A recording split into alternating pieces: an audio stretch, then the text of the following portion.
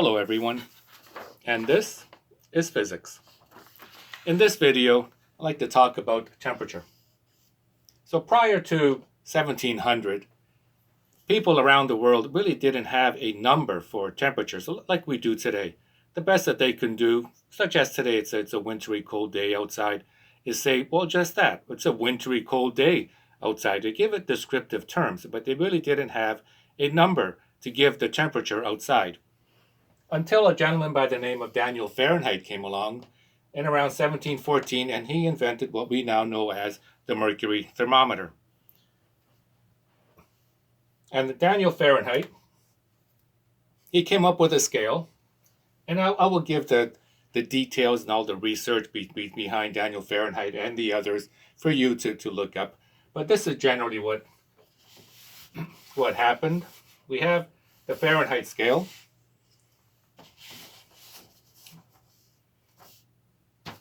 I'm going to simply draw a line here to represent the Fahrenheit scale. And on the Fahrenheit scale, I'm going to put 2 points. A point right here, and we'll call this the freezing temperature of water. And up here, I'm going to call this the boiling temperature of water.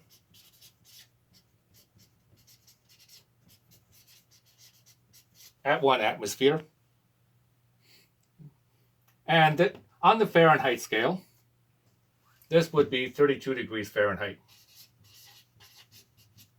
And up here it's 212 degrees Fahrenheit.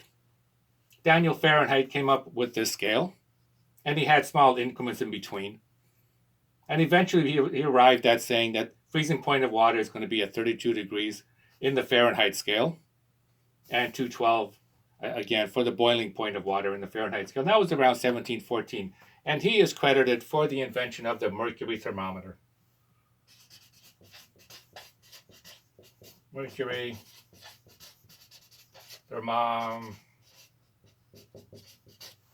mercury thermometer, thanks to Daniel Fahrenheit.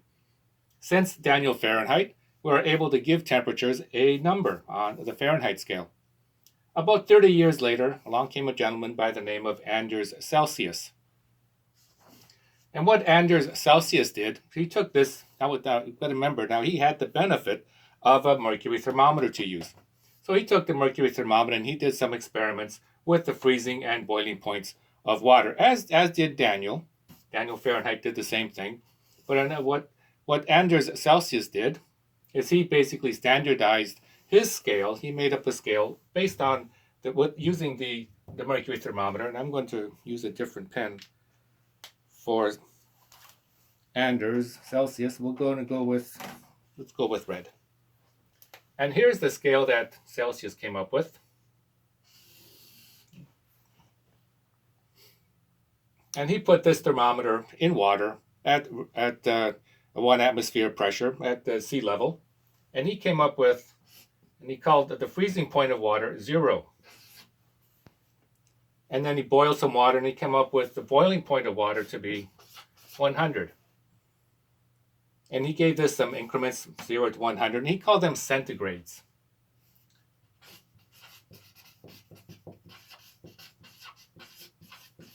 (100) individual units, from 0 to 100 divided into 100 separate units, he called them centigrades.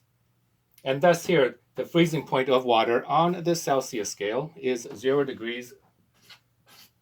On his day, he called it centigrade, letter C for centigrade. Today we call it Celsius, named after Anders Celsius. So we call the freezing point of water 0 degrees Celsius. And the boiling point of water at 100 degrees Celsius. Or sometimes in some older textbooks and some other individuals like me will call this centigrade, based on the original divisions, centigrades. And that happened about 30 years after Daniel Fahrenheit came up with the thermometer, about 1730. Anders Celsius came up with his scale, 0 to 100 in individual units. And the thing about this scale right here is it is based, these 2 points right here are based on the laws of nature. Nature never changes her mind. Nature will always freeze here at 0 degrees Celsius. fresh water that is at the 1 atmosphere pressure, and boil at 100. So these are two constants being used on the centigrade scale. And this was carried on, these two temperatures, or scales I should say, were carried on for about 100 years. Along came another individual here, and his name was William Thomson. He was a Scotsman, William Thomson. And around 1892, William Thomson was voted into the House of Lords in Scotland. And when he was entered the House of Lords, he became Lord Kelvin. I'm going to use a different marker for that scale. Let's see, what do we have here?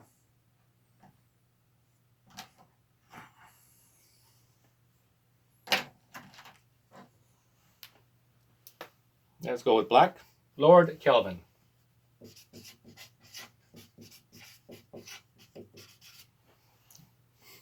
And his name really was William Thomson. And when he entered the House of Lords, changed his name to Lord Kelvin. And Lord Kelvin was also an experimentalist, a physicist. And he liked to tinker with things, and he made some inventions and some discoveries. And he also worked on the temperature scale. And while he was working on gases under pressure at different temperatures, he realized that if he were to extend the graphs that he built and extrapolate them, they all came down to a single point. And that single point, temperature-wise, he called absolute zero. So I'm going to draw a temperature scale here, the Kelvin scale. Do a line here. And the Kelvin scale continues. I'm just going to scroll up just to give us some exaggeration all the way down here, all the way down here. And down here we're going to call 0 Kelvin, or absolute zero. Absolute zero. You'll notice on these two scales, as you go lower in temperature, you start getting into the negatives. Here we start getting into, for the sake of argument, minus 10 degrees Celsius, minus 20. And if we go here on the Fahrenheit scale, we're going to eventually hit the zero. Somewhere down here it'll be zero. And then we start going into the negatives, minus 10 degrees Fahrenheit, etc., minus 20 degrees Fahrenheit. But the thing about the Kelvin scale, this being absolute zero, all of these values up here are all positive. So the Kelvin scale uses all positive values.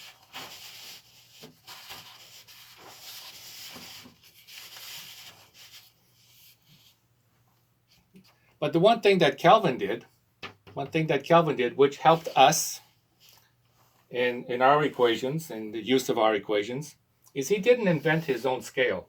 Here, Fahrenheit had to build his own scale. He built the original thermometer. And then Celsius came along and he worked on this one and built a separate scale in Celsius. But Kelvin here, he didn't build his own scale. What he did, he honored Celsius and he used his increments on his scale here for the Kelvin scale. For instance, if I have here 0 to 1, we'll call this 1 degree Celsius, and up here 2 degrees Celsius. It's not the scale, I know that. So we'll call that increment 1 degree, 2 degrees of each one of these little increments. What Kelvin did is he borrowed this scale and he put it on his temperature scale, such that we'll cross here, and we'll go from here to here is 1 Kelvin. The increment between here to there is 1 Kelvin. It's not exactly 2 Kelvin. And here is also 1. The increment between here to there is 1 degree Celsius, 1 degree Celsius, 1 Kelvin, 1 Kelvin. So he made the Kelvin scale equal to the Celsius scale. So every increment here in Kelvin is also 1 degree Celsius. 1 degree Celsius is equal to 1 Kelvin. And of course here at 0, it's minus 273 down there. So this is 273.15 if you want to be technical. Kelvin would be the freezing temperature of water. Add to that 100, And up here at the top, we'll have 373 because he used this scale to that 100 increments going up, such that the boiling point of water on the Kelvin scale then will be 373.15 Kelvin. And he did you and me and all of science a great big favor by borrowing this. I'll explain that in a minute.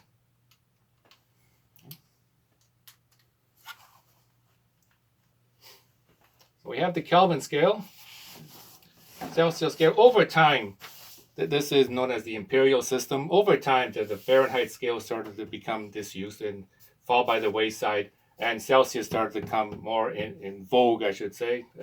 Okay? And then Kelvin is used in science, but in everyday use, we'll use the Celsius scale. Some countries, well, still the United States, will still use the Fahrenheit scale for temperature. The rest of the world is metric. This will be the metric system in Celsius. But for equation purposes and for science, we'll use the Kelvin scale. Why? Because Kelvin does not go into the negatives. So let's have a look here. I'm going to write the equation right here. Consider the equation with the ideal gas law. Yeah, I'm going to use this marker. The ideal gas law. Pressure times volume was equal to number of moles P, gas constant, temperature. And that T, temperature, is in Kelvin. Use the units of Kelvin. So science uses the Kelvin scale because Kelvins don't go negative. There would be no negative numbers here. But there are other advantages of him using this scale over. For instance, in this equation for change of length is equal to coefficient of expansion times the initial length, delta T, change in temperature. And here, if I were to expand this in change in temperature, I'm going to do that just below. I'm going to expand delta T. It's a subtraction, so it looks like this. And I got it here somewhere. There we go. Change in length is equal to alpha, the initial length, temperature final minus temperature initial. In this particular equation, one where there is a subtraction, we can, thanks to what Kelvin chose to do, we can use either degrees Celsius in this equation, or we can use Kelvin as well. Both of them will work. So for science, Kelvin is the go-to units for temperatures. But sometimes when there's a subtraction, as you can see in this particular equation, Celsius can be substituted. The two will subtract out, and the values will be the same. Now you'll note here also that when we talk temperatures, and I'll just scroll down here one final time, there is a little symbol up here, the degree symbol for Fahrenheit, so it's degrees Fahrenheit, degrees Celsius, but Kelvin does not have that symbol. It is strictly Kelvin. So if I would have a temperature here, 300 Kelvin. And we don't say the degree sign. Whereas here, if I had another temperature, say 50 degrees Celsius, 200 degrees Fahrenheit, but 300 Kelvin.